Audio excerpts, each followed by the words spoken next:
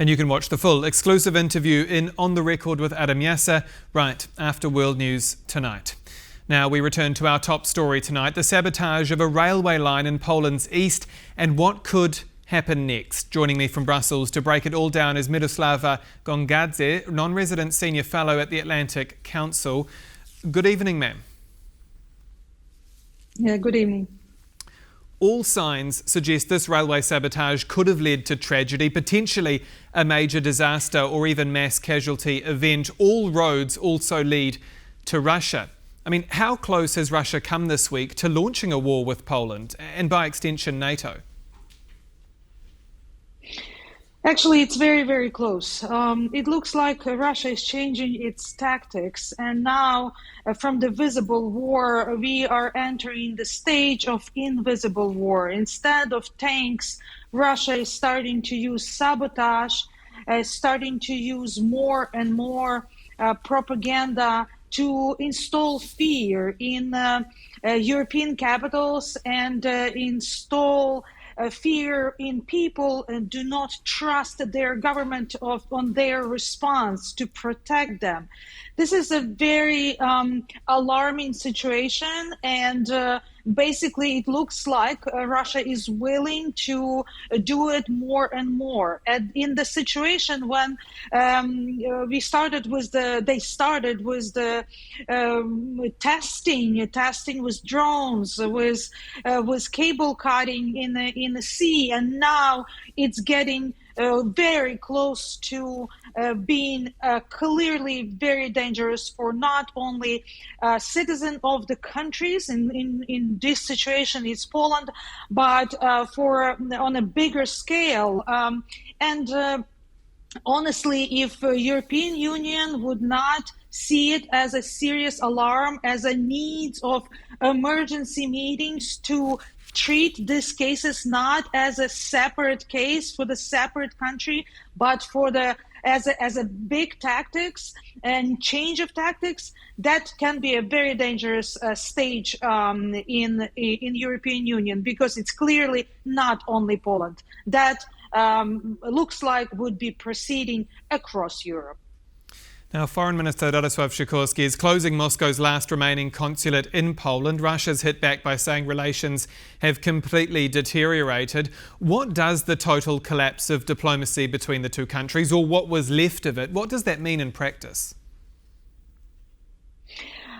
Basically, it's clear that the last diplomatic bridge between Poland and Russia is destroyed, and unfortunately Poland would have to rely on their own resources in their own defense, as well as NATO and European Union.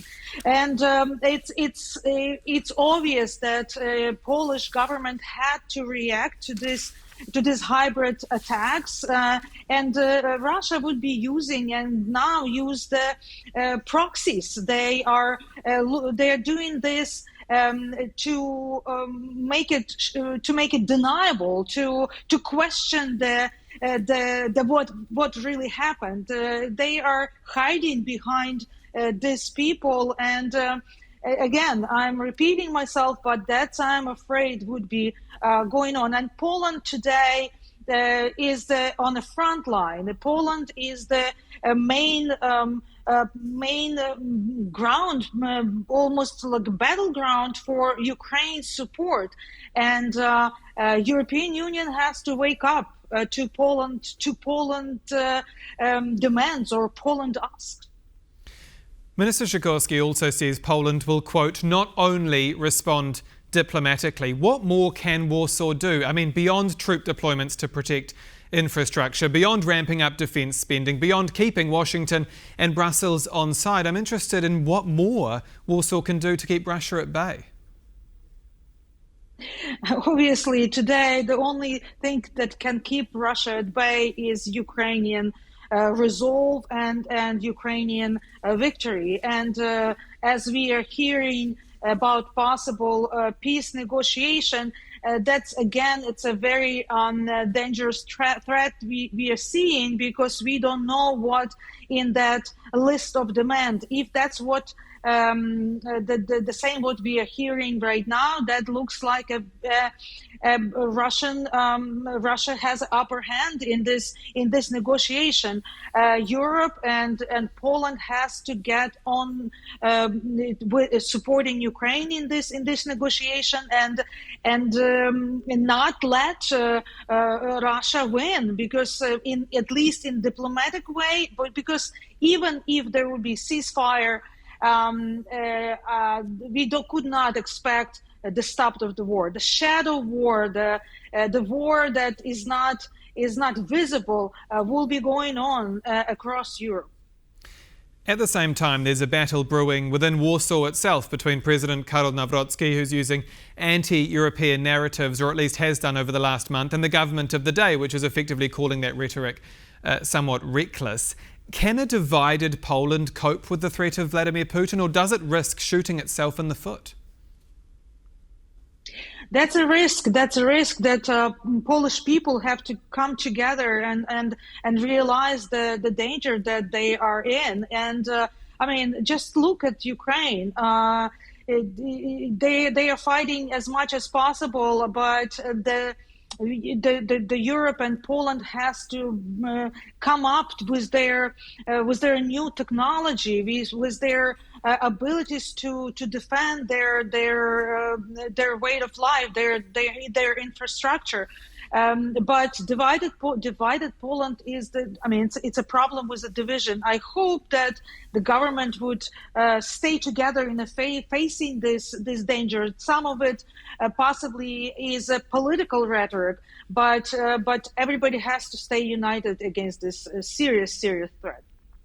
We're running out of time, but I do want to ask you about NATO. I mean, is Article 5, this fundamental clause that says an attack on one is an attack on all, is that still fit for purpose? Or have the red lines of what an attack is and what an attack isn't changed?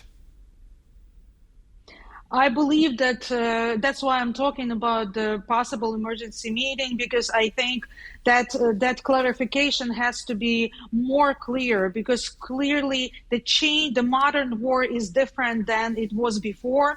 And in modern war, this kind of attack, as Poland just experienced, has to be a part of this reaction on Article 5. I want to ask you also about this plan we've seen rolled out in Brussels for a so-called military Schengen to speed up the movement of armies and tanks across Europe. This is all part of the idea that Europe should be ready for combat by 2030. But is Russia showing us time and time again that 2030 is too late?